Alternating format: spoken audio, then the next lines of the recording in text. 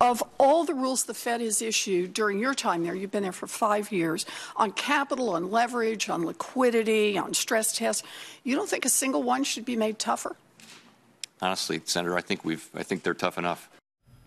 Former banker and Fed chair nominee Jerome Powell during his testimony before the Senate Banking Committee today saying financial rules do not need to get, I guess, more stringent, tougher after 8 years of post-crisis regulation. He also said that banks are not too big to fail, and he supports a rewrite of the Volcker rule. We want to bring in somebody who knows all about this. Wall Street Journal global economics editor Jon Hilsenrath and Bill Lee, former senior economist at the New York Fed and as well at Citigroup.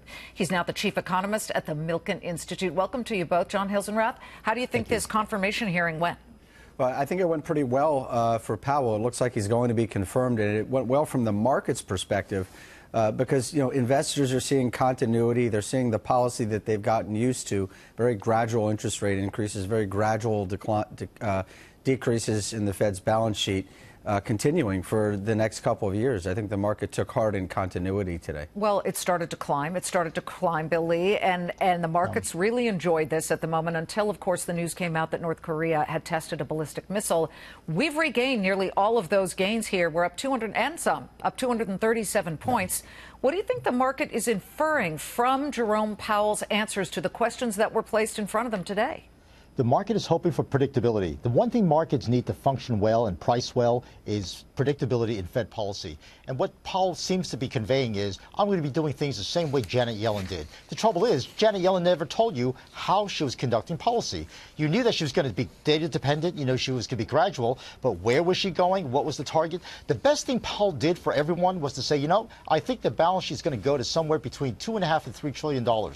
That gave us a benchmark to shoot for. Until then, right, there was no official way of saying where the Fed was going to end its quantitative tightening. In the olden days, Alan Greenspan said nothing.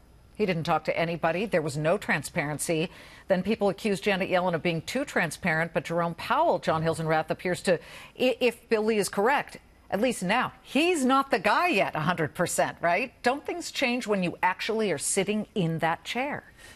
They do, but he's committed himself to continuing the approach that Yellen and Bernanke had of trying to present a more transparent face to the public. So, for instance, the Fed puts out forecasts. They'll put out forecasts in a couple weeks of where they think interest rates are going to be over the next 3 years. And he's committed himself to following on with that policy. And I think the market likes that kind of transparency.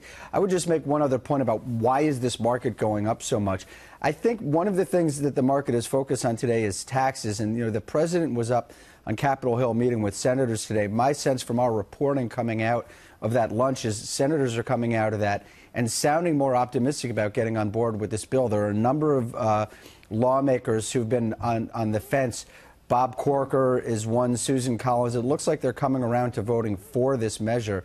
And I think that's one of the things that investors are picking up on this afternoon. Bill Lee, we saw the faceplant, though, when Congress could not, and we're talking about a GOP-led Congress, could not get health care done. Do you anticipate any kind of disappointment here? And if so, talk to our investor audience right now on what to do to always prepare for even that small percentage of a possibility. The biggest disappointment that could come about is that we don't get the investment portion of the tax reform in.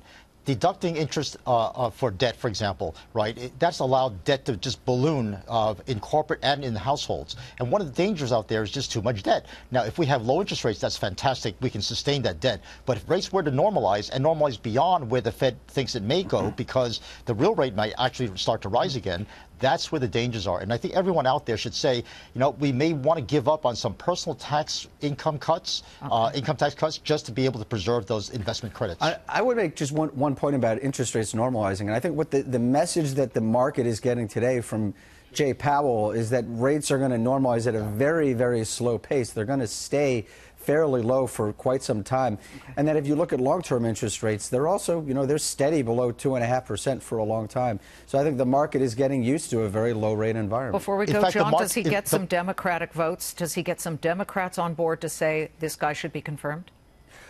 He might get some Democrats. He got some Democrats the last time around, and I think he could again. But the fact is he doesn't need them. They only need 50 senators, and he's going to get that without a problem. Last word, Bill?